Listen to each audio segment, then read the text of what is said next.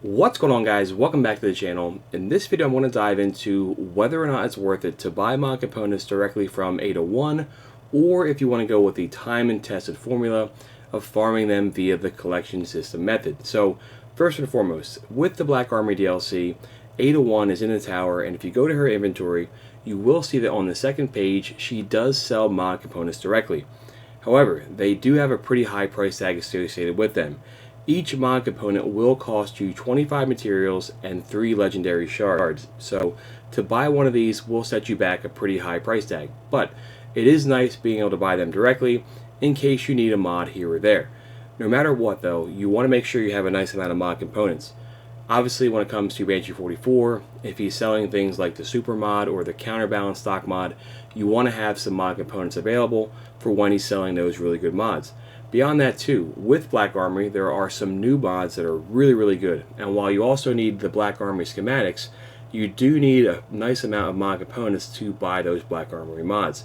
So whether it be the Rampage spec or the Surrounded spec, there are some mods that can really transform your arsenal. So you need to have a lot of components to buy mods either from ADA-1 or from Banshee 44. So is it worth it to buy them directly via ADA-1, or do you want to go with the collection system method? So I think it's nice if you do have a nice amount of legendary shards to be able to quickly buy a couple mod components here and there. And it's a nice way of just bumping up your stock to buy something right away. But maybe you don't have a crazy amount of legendary shards. Maybe you don't even have the annual pass yet, and you can't buy these because the vendor is not available to you. So what are your options then? Because even if you don't have these, you still want to have a nice amount of mod components to buy them from Banshee 44. Well, the collection system method is, in my opinion, still the best way of going. So let's head back to the courtyard, and I want to go to my vault. So we'll fast travel there, we'll look at the collection system, and I'll explain exactly how that works in case you're not familiar. I do think that it is the better way of doing this, and it's also the more economical way as well. So we'll fast travel back to the vault, and I have accumulated a nice amount of rare grenade launchers. And you'll see in just a second, if I go to my vault, and let me sort this really quick, you'll see that I have 100 of these harsh language grenade launchers. And you may ask yourself, why the heck do I have this many? Well, or how do I have this many? If you go to your collections, you can look at the weapons, and then you want to go over to the energy weapons. Scroll down to grenade launchers, and you may have this weapon available. It's a year 1 weapon, so there's a good chance that you already had this. You'll see that you have to do the adventure in no safe distance in the European Dead Zone. If you don't have this one, real quick, look over at your auto rifles, and while I don't have it, the Lionheart auto rifle is also another very good weapon to use for this farming method. So this one you can get via the adventure on Titan Thief of Thieves. So, or Thief of Thieves. So if you don't have the grenade launcher like I have, you may have this one. But these are the two best ones of doing this method. So what I've done is I've bought a bunch of these grenade launchers. I threw them into my vault, and that's why I have 100 of these things sitting here ready to go. The reason why this is good, each one of those will cost you 250 glimmer, and it'll cost you 3 gunsmith materials. So when I bought 100 of these, it cost me 25,000 glimmer and 300 gunsmith materials. But I'll get back most of that investment. I'll get back half of what I spent for glimmer, and I'll get back 2/3 of what I spent for the gunsmith materials. And that's important because you want to get back as much as you can. But now that I have all these, I want to see exactly how many mod components I get from 100. And that way we can determine, is this a good method? So let's just break all these things down. And you'll notice that every time I break one down, I'm getting back 2 out of the 3 materials, and I'm getting back half the glimmer I spent. So that's a nice way of getting back a good return on your investment. Other blues can work too, but they're not quite as much. You only get back 100 glimmer, and you'll only get back 1 material. And this is why we're doing this, because we want to get mod components.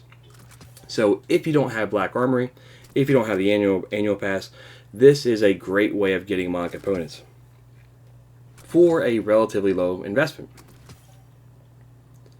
So we're going to break all these things down, and we want to see exactly how many we get. So far that's 2.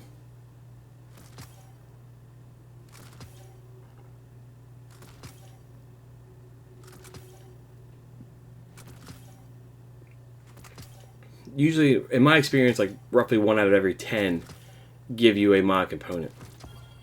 There we go, that's 3. So right away, we're already, whoops, this one's locked for whatever reason. We're already doing a pretty good job, I think. And like I said, if you don't have annual pass, this is the way to go, far and away the best way of getting mod components. Because the last thing you want to have happen is, I know over the weekend, Banshee was selling the super mod, and that's one of the best mods to put on certain loadouts. If you have all 5 pieces of armor with a super mod, then you're really going to make something happen. So there's 4, and you want to make sure you have enough mod components, because each one will set you back 10. Likewise, the counterbalance stock, that's a great mod to be using in Crucible. So you want to make sure you have a good amount of mod components for those days when they're available. So now we're up to 5, and we still have a lot of these grenade launchers to go.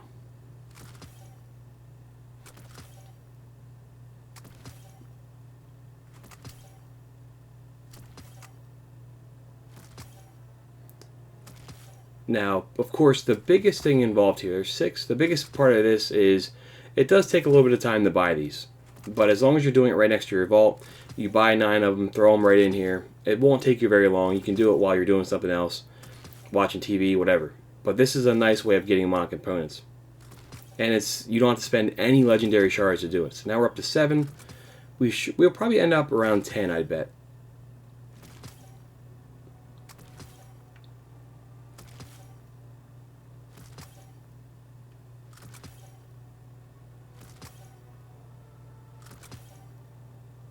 And I think I may have had a little too many, so there's 8. But we're going to go up to 12,500 glimmer, because I know that would be 100 of them.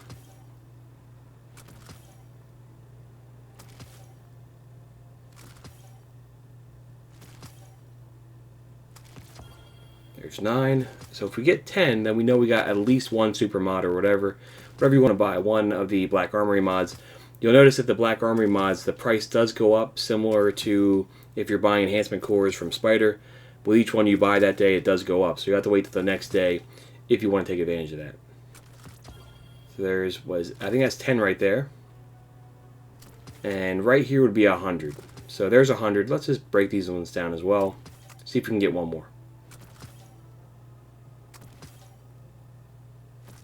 Alright, no dice. But either way, 10 mod components for 12,500 glimmer and 100 materials. That, in my opinion, is much, much better value than spending... If I were to spend 10 on ADA, it would have cost me 250 gunsmith materials, and it would have cost me 30 legendary shards. So I think the collection system is still the much, much better option, even if you have the annual pass. Unless you want to get one right away, you can always just go there and save time. But when it comes to the farming method, I think you got to go with the collection system. Real quick, before I close the video out, there's one last thing I want to do, and that is looking at your vault. Because if you go over to your armor, and let me scroll over here, you may have a few different armor pieces, exotic armor pieces. And for instance, I have these Orpheus rigs here.